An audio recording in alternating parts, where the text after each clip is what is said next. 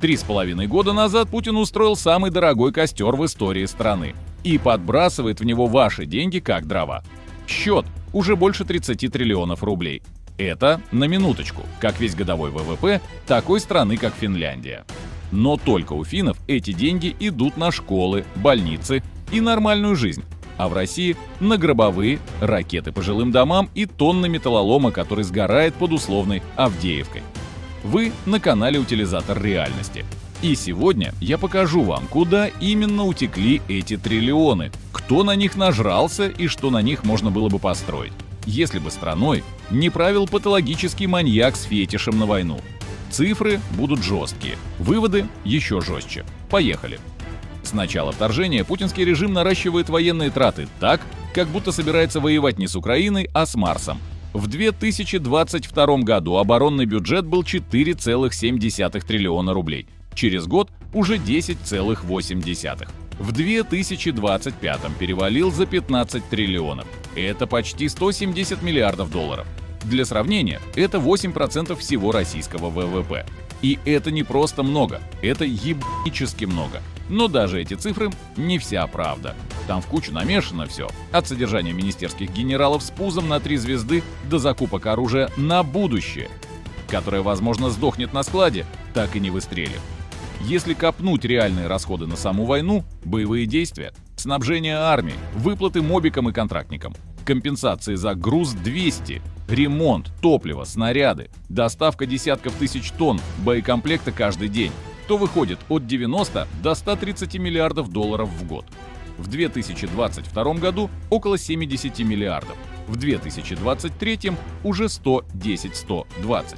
А к августу 2025 по сводной оценке западных аналитиков Кремль сжег на войну более 360 миллиардов долларов. Это свыше 33 триллионов рублей. И это только то, что удалось подсчитать. А теперь включите воображение и умножьте эти цифры на путинский коэффициент воровства. Там, где нормальная страна построила бы мост, они сначала 3 раза отпилили бетон, потом заказали у себя же в 3 раза дороже, потом снова отпилили. И в итоге построили что-то, что развалилось на открытии. Эти триллионы ушли в никуда, точнее, в грязь, в пепел и в чьи-то личные дворцы. Давайте посмотрим, куда именно было слито все это бабло. Вооружение. Ракеты, дроны, танки, артиллерия, БТР, самолеты – полный магазин смерти. Только на запуск ракет ушло больше 21 миллиарда долларов. Еще 34 миллиарда – стоимость уничтоженной техники. По сути, это как купить сотни заводов, напихать их продукцию в один большой сарай и поджечь. Без страховки, без смысла. Зато красиво горит на военных сводках. Логистика, топливо, боеприпасы, ремонт, снабжение, перевозки, медпункты. В день 100 миллионов долларов. Каждый чертов день. Это больше, чем стоит строительство современного онкоцентра в областной столице. Вот только вместо спасенных жизней получаем -1 город и +1 братскую могилу. А таких дней уже перевалило за 1000. Зарплаты и гробовые, контрактники, мобики, пособия раненым, похоронные. Только выплаты за погибших оккупантов свыше 25 миллиардов долларов. Власть честно заложила цену на смерть каждого бойца. Бумажка, подпись, сумма. Как на складе. Товар выбыл, оплата произведена. Мобилизация. Подъемные, питание, форма. Миллиарды из региональных бюджетов. Но губернаторы все равно попрошайничали бронежилеты через школьные чаты. С одной стороны, волонтеры сносят последнее, с другой Минобороны распихивает по карманам деньги, выделенные на те же каски и плиты. Оккупация и пропаганда. На восстановление Донбасса и прочих захваченных территорий более 4 триллионов рублей. В отчетах это зовется специальные инфраструктурные проекты. Строят там, где завтра снова прилетит. Логика уровня. Давай купим новый телевизор, а потом вынесем его на помойку. Внешняя политика. Подкуп союзников с зерном, топливом, оружием, чтобы те в ООН дружно поднимали руку, когда скажут. Списание долгов на 20 миллиардов долларов для Африки. Венесуэла, Северная Корея – все оплачено.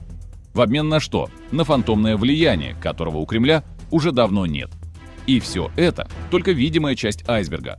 Под водой та самая главная статья расходов, которая никогда не исчезает из российского бюджета. Воровство. Оно же главный и самый эффективный драйвер этой войны.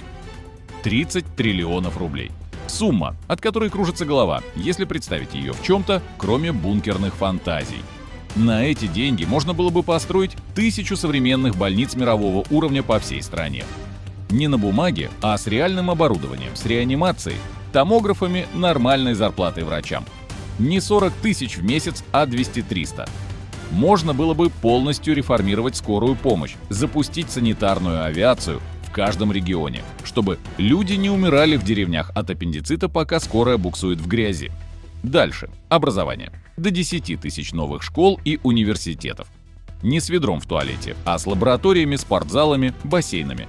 Высшее образование могло бы быть полностью бесплатным, а зарплаты учителей на уровне айтишников, чтобы лучшие кадры шли не в офисы и такси, а в классы. Транспорт. На эти деньги можно было бы построить высокоскоростную железную дорогу от Калининграда до Владивостока, обновить 1 000 000 километров федеральных и региональных дорог, заменить весь парк вагонов и локомотивов, проложить газ и воду в каждое село, где до сих пор топят дровами, а воду носят в ведре. Жилье. 10-15 миллионов квартир для молодых семей, полная ликвидация бараков и аварийных домов, ипотека под 1-2% годовых, настоящая программа «Доступное жилье», а не ее жалкая имитация на телеканалах. Пенсии.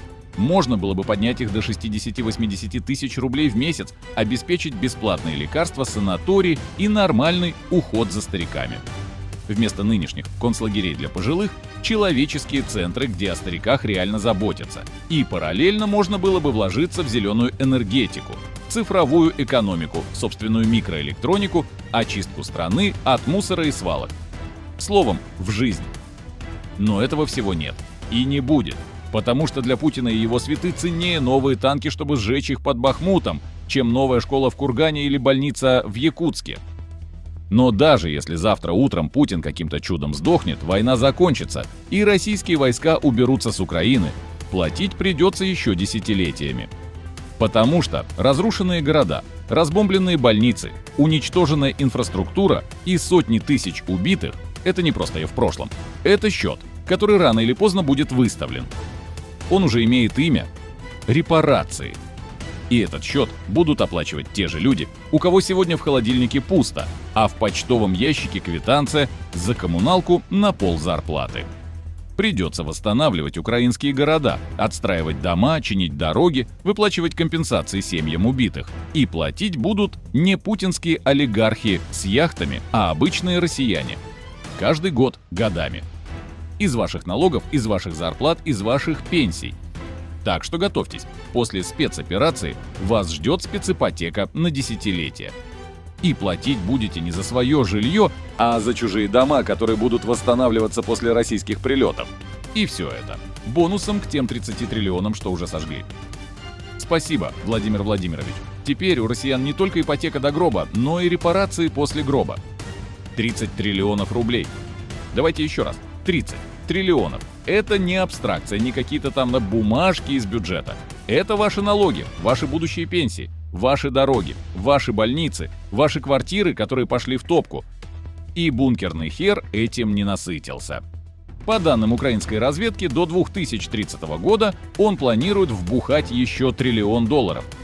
Это примерно 90 триллионов рублей на перевооружение армии, не на восстановление страны, не на то, чтобы перестать быть страной с дырявыми крышами и сортиром во дворе. Нет, на новую войну. С НАТО. Пока вы мечтаете о мире, он мечтает о новой мясорубке. Ему нужны не школы и не медицина. Ему нужны танки, ракеты и бесконечная колонна грузов 200. И самое мерзкое – эта война уже проиграна. Денег нет, санкции душат, экономика летит вниз. Но он все равно готов сжечь последние резервы, лишь бы остаться у власти. И да, он останется. Потому что 30 триллионов рублей – это для него не цена. Это способ купить еще немного кислорода для своего режима. А потом снова вы. Вы с пустыми кошельками, с разбитыми городами, с детьми, которых вырастят не для жизни, а для окопов. Вы с квитанциями за свет, где каждая копейка – это пуля или снаряд. Вы с репарациями, которые будут списываться с вашей зарплаты еще тогда, когда нынешние кремлевские пенсионеры уже сгниют. Поэтому если ты сейчас смотришь это видео и у тебя хоть что-то осталось внутри — совесть, память, злость. Запомни, за каждым уничтоженным домом, за каждой сожженной школой, за каждым трупом стоит фамилия. Путин, и пока он жив, счетчик продолжает тикать. И да, 30 триллионов уже сожжены. Но у нас с вами есть шанс хотя бы остановить счетчик на этой цифре. Потому что следующая отметка — 90 триллионов. И тогда уже не останется ничего. А вы были на канале «Утилизатор реальности», месте, где мифы дохнут быстрее, чем танки на фронте. Здесь мы выносим мусор из политических подвалов, вскрываем наворованное и показываем, куда на самом деле утекают ваши деньги и жизни. Если досмотрел до этого момента, значит, тебе не все равно. Лайк, подписка, комментарий — это твои 3 патрона в наш общий магазин. Пользуйся, а мы зарядим следующий выпуск так, что мало не покажется. Всех обнял и до встречи в новых выпусках.